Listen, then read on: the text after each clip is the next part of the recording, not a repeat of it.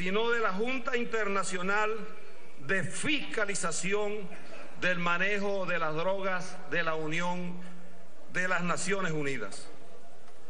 Se habla, por ejemplo, de que en nuestro país, empezando este año, fueron incineradas 3.5 toneladas de drogas.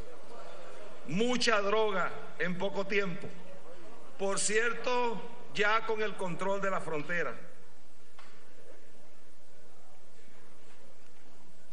Se habla, por ejemplo, de un caso que conocimos del avión de Air France, 1.300 kilos de cocaína que transitaron desde Maracaibo, entraron a Colombia, pasaron por muchísimos puestos alcabalas y, según uno de los más peligrosos criminales hoy incriminado y juzgado en Inglaterra por este caso, esa droga estuvo depositada más de 10 días en el aeropuerto internacional de Maiquetía. Eso lo dijo Robert Dawkins, uno de los más peligrosos capos hoy en manos de la justicia. Venezuela, uno se preguntaría si aquí hay un narcoestado o Venezuela es un país del tránsito de droga. Por Venezuela, datos de las Naciones Unidas se dicen que transitan más de 300 toneladas de cocaína al año. Eso significa el 40% de la droga que se consume en el mundo. Una parte de ella, África vía Europa, otra parte de ella vía Estados Unidos por Centroamérica. En el año 2007, 2008, 2009, el 61% de la droga que fue distribuida entró a los distintos continentes vía África, Europa, vía Centroamérica, Brasil, venía procedente de Brasil y de Venezuela.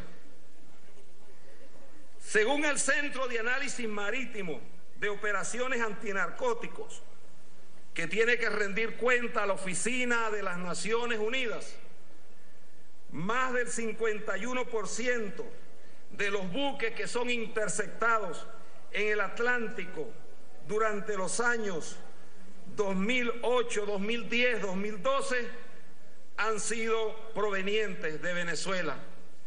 En estas horas que estamos hablando, en este momento, acaba de ser interceptado uno de esos buques con 600 kilos de cocaína, proveniente de Venezuela.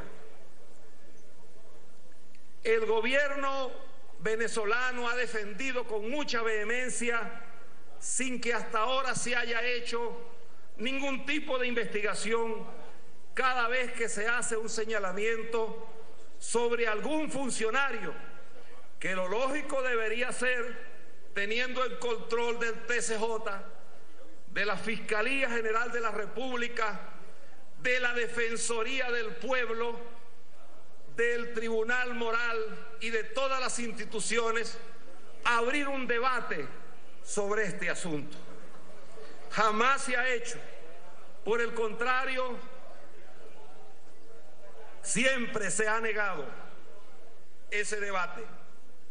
En Venezuela hay solo 2 narcotraficantes reconocidos, detenidos, a pesar de que la señora fiscal no informó aquí que de los 25.000 presos que ha habido en el tema de la droga en los últimos 3 años, más de 18.000 están catalogados en la categoría de consumidores, de poseer 5 gramos de cocaína, 10 gramos de marihuana o cualquier otro componente tóxico que, de acuerdo con la ley antidroga, estarían catalogados como enfermos funcionales.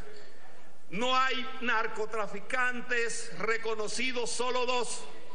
Uno fue solicitado a Colombia, el señor Walid Maclet. El otro es un capitán de la Guardia Nacional Bolivariana, Basil Kotoski Villarruel. Ya este señor, antes de haber sido capturado en Venezuela, había estado en lo que llaman la lista de los señores solicitados por la OFAC. Nunca se investigó.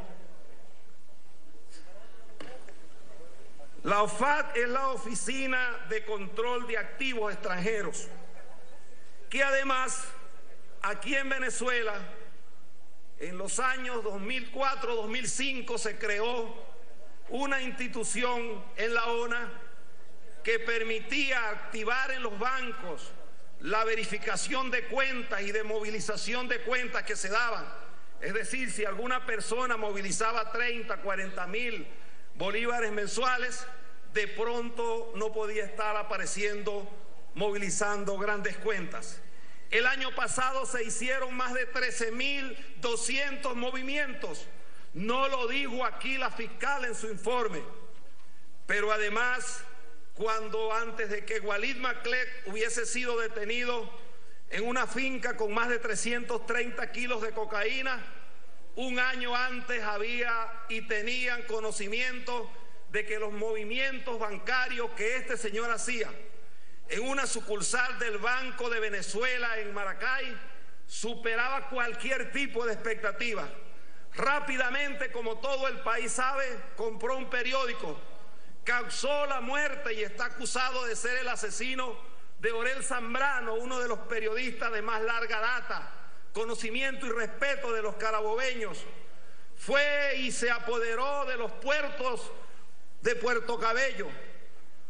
Uno de sus hermanos se lanzó de candidato a alcalde y aquello parecía una feria, como recientemente hemos visto en los procesos electorales, repartiendo neveras, computadoras, cocinas de todo tipo. Por cierto, apoyado por un partido en ese entonces no precisamente de la unidad. Este señor, Walid Maclet, vino a Venezuela y dio una serie de nombres, entre los cuales estaba un señor que hoy es diputado aquí. Y se trata del señor Hugo Carvajal. Y el señor Cabello siempre, en un programa que tiene parecido a Chepa Candela, él dice que nosotros debemos presentar pruebas cuando hagamos esto. Aquí hay dos documentos oficiales, originales, certificados, entregados por dos tribunales que establecen que el señor Carvajal tiene dos expedientes, uno en el sur de Florida y otro en el Gran Jurado de Nueva York, solicitado por tráfico de droga y además por cooperar con grupos criminales que participaron en ese delito en Venezuela.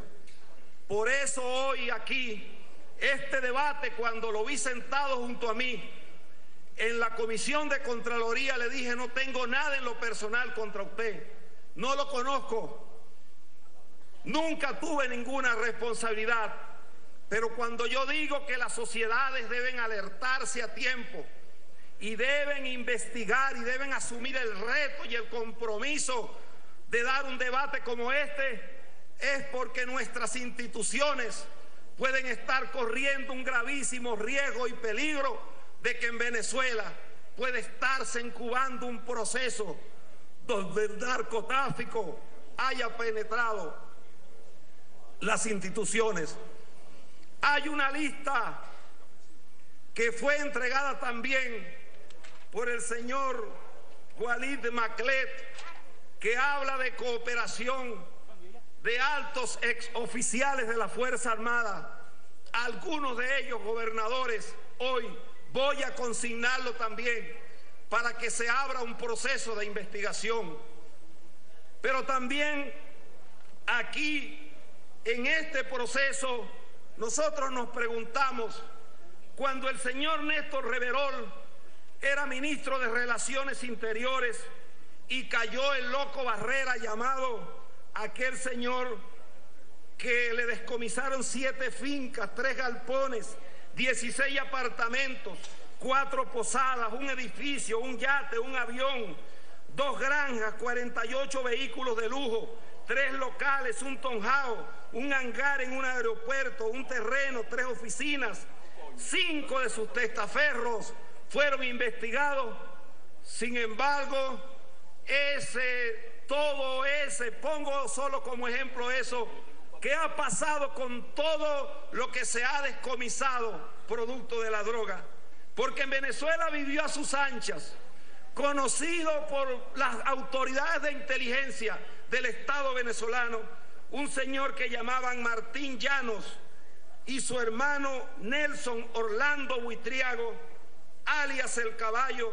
También estuvo participando en el negocio de las construcciones, en el negocio del transporte, llegó a tener casas de cambio, participó en la compra de lujosos condominios y apartamentos y se fue del país y aquí no se supo nada.